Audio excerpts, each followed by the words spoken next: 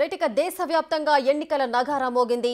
లోక్సభ ఎన్నికలతో పాటు ఆంధ్రప్రదేశ్, ఒడిశా, అరుణాచల్ ప్రదేశ్, సిక్కిం రాష్ట్రాల అసెంబ్లీ ఎన్నికల షెడ్యూల్ ను కేంద్ర ఎన్నికల సంఘం ప్రకటించింది. ఇక రెండు తెలుగు రాష్ట్రాల్లో కూడా ఒకే రోజు ఎన్నికలు జరగబోతున్నాయి. మరిన్ని డీటెయిల్స్ మా input editor Pavan Kumar live లో అందిస్తారు. రైట్ పవన్, చెప్పండి, ఈ ఎన్నికల షెడ్యూల్ కి సంబంధించిన ఓవరాల్ గా డీటెయిల్స్ ఏంటి? అదేవిధంగా ఈసారి దేశవ్యాప్తంగా 1,82,00,000 కొత్త ఓటర్లు కూడా నమోదయ్యారు. రెండు తెలుగు రాష్ట్రాల్లో ఎన్నికలు ఏ విధంగా ఉండే అవకాశాలు ఉన్నాయి? మొత్తంగా 7 దశల్లో లోక్సభ పోలింగ్ నిర్వహించడానికైతే ఎన్నికల కమిషన్ నోటిఫికేషన్ విడుదల చేసింది. రాజీవ్ కుమార్ పూర్తి వివరాలన్నింటినీ కూడా ఇప్పటిదాకా మీడియా సమావేశంలో వెల్లడించారు. తొలి దశ పోలింగ్ ఏప్రిల్ 19న జరుగుతుంది. మొత్తం 7 దశల్లో ఈ పోలింగ్ నిర్వహించారు.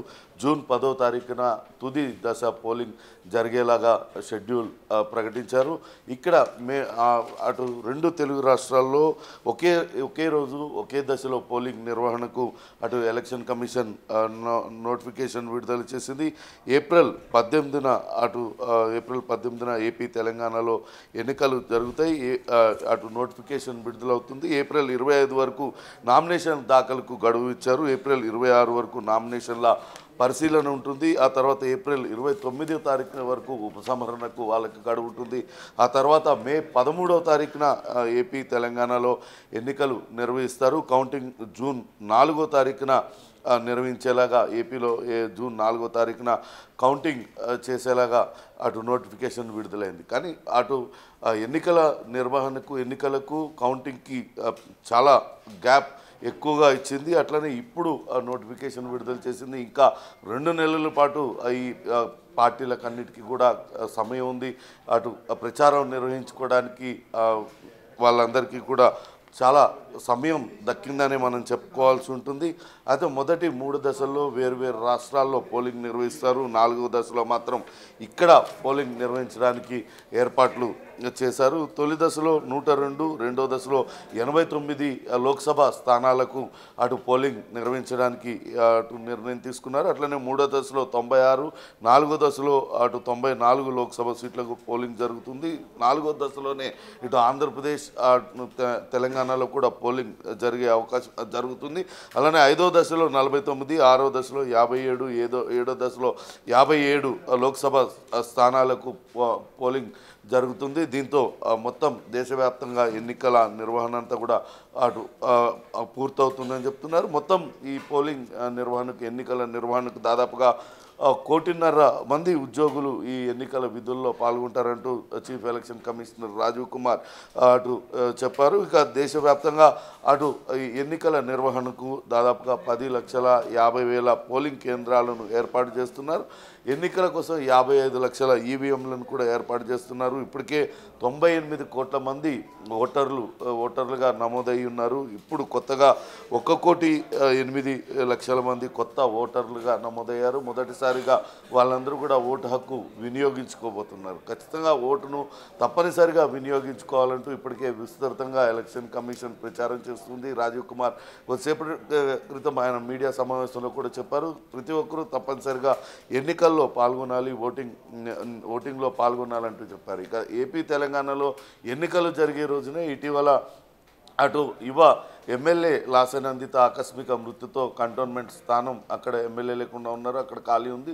ఆ కంటోన్మెంట్ స్థానానికి కూడా అక్కడ ఎన్నికల నిర్వహణకైతే రంగం సిద్ధం చేస్తుంది. ఇప్పటికే అటు కొంత ఎన్నికల వేడి తెలంగాణ రాష్ట్రంలో కావచ్చు, అటు ఆంధ్రప్రదేశ్లో మొదలైంది. ఇక్కడ తెలంగాణలో కేవలం ఎంపీ పార్లమెంట్ స్థానాలకు మాత్రమే ఎన్నిక జరుగుతుండగా ఏపీలో మాత్రం అటు 2 అసెంబ్లీకి పార్లమెంట్కి రెండింటికి కూడా ఎన్నికలు జరుగుతున్నాయి. ఇప్పటికే అటు రాజకీయ వాతావరణం వేడెక్కిన పరిస్థితి ఉంది. ఇప్పటికే హోరాహోరీగా సభలు సమావేశాలు నిర్వహిస్తూ వస్తున్నారు. ఇప్పుడు ఇంకా చాలా గడువు ఉండడంతో వాళ్ళందరూ కూడా ప్రచారాన్ని విస్తృతం చేసే విధంగా అన్ని రాజకీయ పార్టీలన్నీ కూడా సమాయత్తం అవుతున్న పరిస్థితి. వాస్తవానికి అటు నోటిఫికేషన్ విడుదలైన నెల రోజుల లోపలే ఎన్నికలు ఉంటాయని భావించినప్పటికీ ఎలక్షన్ కమిషన్ మాత్రం చాలా ఎక్కువ సమయాన్ని ఇచ్చిందనే భావించాల్సి ఉంటుంది. అటు రాజకీయ పార్టీలు కూడా ఇంత సమయం దొరుకుతుంది ప్రచారానికని ఊహించి ఉండకపోవచ్చు. ఎందుకంటే షెడ్యూల్ అటు నోటిఫికేషన్ ఏప్రిల్ 18న వెంటనే విడుదలవుతుంది. 25 నామినేషన్ల ఇప్పటికే ఆ పార్టీల అభ్యర్థులన్నింటినీ కూడా ప్రకటించేశాయి. ఏప్రిల్ 25వ తారీఖున నామినేషన్ల దాఖలుకు గడువు ముగిసిపోతుంది.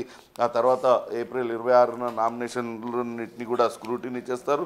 29న నామినేషన్ల ఉపసంహరణ గడువు ముగిసిన తర్వాత దాదాపుగా నెల రోజుల పాటు వాళ్లకు దాదాపుగా 15 రోజుల పాటు వాళ్ళకు ప్రచారం నిర్వహించుకోవడానికి సమయం దక్కుతుంది. మే 13వ తారీఖున ఎన్నికలు జరుగుతాయంటే మే 12 వరకు వాళ్ళు మే 11 వరకు వాళ్ళు ప్రచారం చేసుకునే వెసులుబాటు ఉంటుంది. దాంతో రాజకీయ పార్టీలన్నీ కూడా రాబోయే ఎన్నికల్లో విస్తృతమైన ప్రచారానికి సిద్ధమవుతున్నాయి. ఇప్పటికే నోటిఫికేషన్ విడుదలైన నేపథ్యంలో ఇంకా తమ రాజకీయ కార్యకలాపాలను ముమ్మరం చేసిన పరిస్థితి అయితే కనపడుతుంది.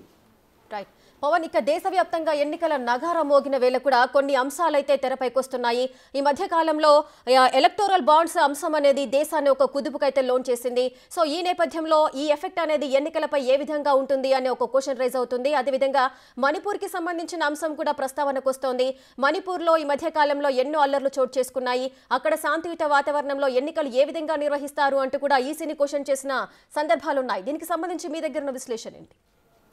ఖచ్చితంగా ఎన్నికలు సజావుగా నిర్వహణకు అటు కేంద్ర ఎన్నికల సంఘం అన్ని ఏర్పాట్లు చేస్తుంది. దాదాపుగా 1,50,00,000 మంది ఉద్యోగులు ఈ ఎన్నికల నిర్వహణ కోసం వాళ్ళందరూ కూడా విధుల్లో పాల్పంచుకొని ఉన్నారు. అందులో భారీగా భద్రతా సిబ్బంది కూడా అందులో ఉంటారు. ఇక పోలింగ్ కేంద్రాలు కూడా విస్తృతంగా ఏర్పాటు చేశారు. దాదాపుగా 10,50,000 పోలింగ్ కేంద్రాలను ఏర్పాటు చేశారు. ఇప్పటికే ఈ పోలింగ్ కేంద్రాలన్నింటినీ కూడా విభజించారు. సమస్యాత్మక, సున్నిత, అత్యంత సమస్యాత్మక ప్రాంతాలుగా వాటిలన్నింటినీ కూడా విభజించారు. ఈ పోలింగ్ కేంద్రాలన్నింటినీ కూడా సీసీ కెమెరాలతో అనుసంధానం చేస్తారు. సమస్యాత్మక ప్రాంతాలు, అత్యంత సమస్యాత్మక ప్రాంతాల్లో భారీ భద్రతని ఏర్పాటు చేసి అక్కడ ఎటువంటి అవాంఛనీయ సంఘటనలు జరగకుండా చూస్తారు. మణిపూర్ లాంటి రాష్ట్రాల్లో ఇప్పటికే అక్కడ హింస పెచ్చుమీరుతుంది. అనేక ఇటీవల హత్యాకాండాలు కూడా విస్తృతంగా జరిగిన నేపథ్యంలో అక్కడ ప్రత్యేక దృష్టిని ఎలక్షన్ కమిషన్ పెట్టింది. కేంద్ర పారామిలిటరీ బలగాలను అక్కడ రంగంలో దించి అక్కడ పూర్తి శాంతియుత వాతావరణంలో ఎన్నికలు సజావుగా జరిగేందుకు అన్ని ఏర్పాట్లు చేస్తుంది. ఇప్పటికే ఎన్నికల్లో ఓటు వినియోగం పైన విస్తృతమైన ప్రచారం కల్పిస్తూ అటు ఓటర్లలో అవగాహన కల్పిస్తుంది. కొత్తగా మొదటిసారి ఓటు హక్కు వినియోగించుకోబోయే ఓటర్లను కూడా ఖచ్చితంగా తమ ఓటు హక్కును వినియోగించుకోవాలంటూ అవేర్నెస్ ప్రోగ్రామ్స్ అన్ని చేస్తున్న నేపథ్యంలో ఖచ్చితంగా ఓటింగ్ శాతాన్ని పెంచేందుకు అటు ఎలక్షన్ కమిషన్ అన్ని చర్యలు తీసుకుంటుంది. అట్లనే ఎన్నికల నిర్వహణ సజావుగా జరిగేందుకు కూడా అన్ని ఏర్పాట్లు చేస్తున్నారు. అటు ఈవీఎంలు కూడా దాదాపుగా 55 లక్షల ఈవీఎంలను ఏర్పాటు చేశారు. మొత్తం మీద అటు కొత్తగా నమోదైన ఓటర్లు కావచ్చు, ఇప్పటికే ఉన్న 98 కోట్ల మంది ఓటర్లు తమ ఓటు హక్కును ఈసారి వినియోగించుకోవాలంటూ పెద్ద ఎత్తున ప్రచారం చేస్తున్న నేపథ్యంలో ఖచ్చితంగా గత ఎన్నికలతో పోలిస్తే ఈ ఎన్నికల్లో ఓటింగ్ శాతం మరింత పెంచడానికైతే ఎలక్షన్ కమిషన్ చర్యలు తీసుకుంటుంది. అలానే సమస్యాత్మక ప్రాంతాలలో కావచ్చు, లేకుంటే ఇతరత్ర గత ఎన్నికల్లో అటు ఏపీ తెలంగాణలో భారీగా నగదు దొరికింది, మద్యం ప్రవాహం ఏరులై పొంగింది అంటూ ఎలక్షన్ కమిషన్ చెప్తుంది. ఈసారి అటు ధన ప్రవాహం కానీ మద్యం ఇతరత్ర ప్రలోభాలకు గురి కాకుండా కూడా విస్తృతంగా అటు ఎన్నికల సిబ్బందిని నియమించడానికి అన్ని ఏర్పాట్లు చేసిన పరిస్థితి అయితే ఉంది.